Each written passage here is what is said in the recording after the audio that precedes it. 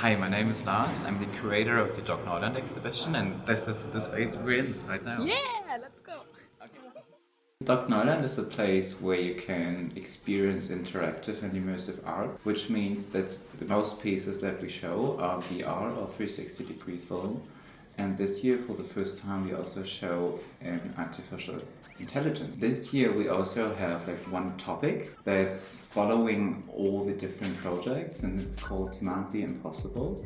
So we decided to mostly show pieces that are looking in a way for metaphorical places, imaginative places, places from the past, places from the future.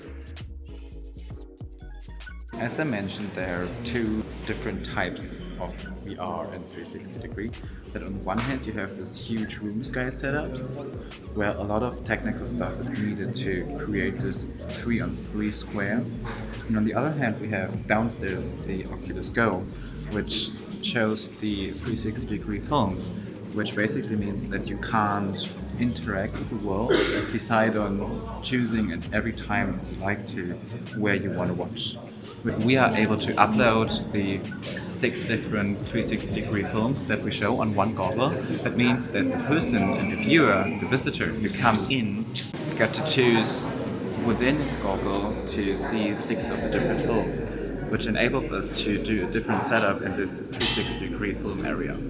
So this is the first piece that we see that's called Place Part 1, the place that doesn't exist anymore, because the story is based on the main synagogue in Aleppo, which has been destroyed during the civil war in Syria. And since the place is destroyed, the makers of the piece had a model and black and white pictures. They started to recreate the space as a digital space. And now you are able to access it again, but they haven't just doubled reality. So what they did is to create this lovely black and white, dusty look, aesthetics, so that you are in some kind of a past idea of the synagogue. And Jose is the story of Paisley Smith, and she's telling her very personal and emotional story about Taro, who's an exchange student from Japan who committed suicide at the age of 14 when he was in exchange in Canada.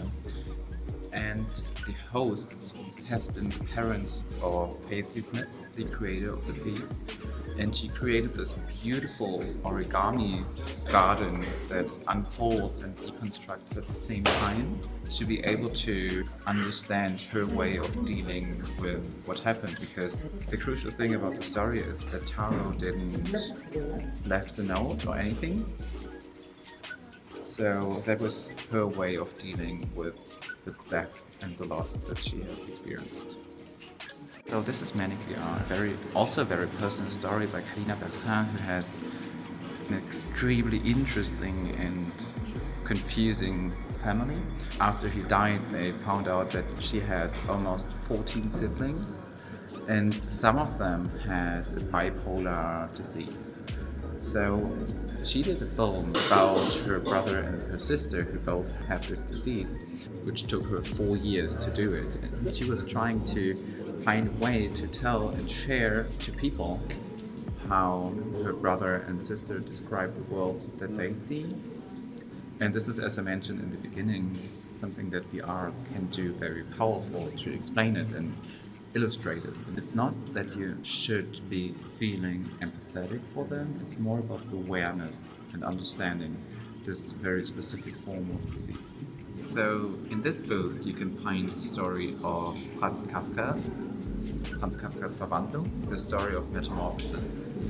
You're the insect and get to explore Kafka's room, and there are 2 different layers of the story that you on one hand have on a very accurate way got to embody the insect in Gregor Samsa, but also there's the story layer of Kafka's biography hidden in the room, because in the original idea he had a dream to become this insect which inspired him to write the novel.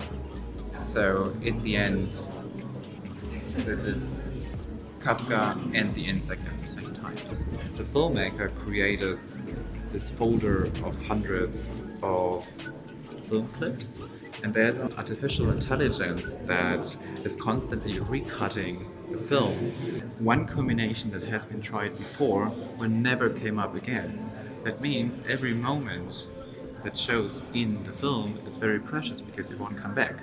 So every moment is a premiere, actually.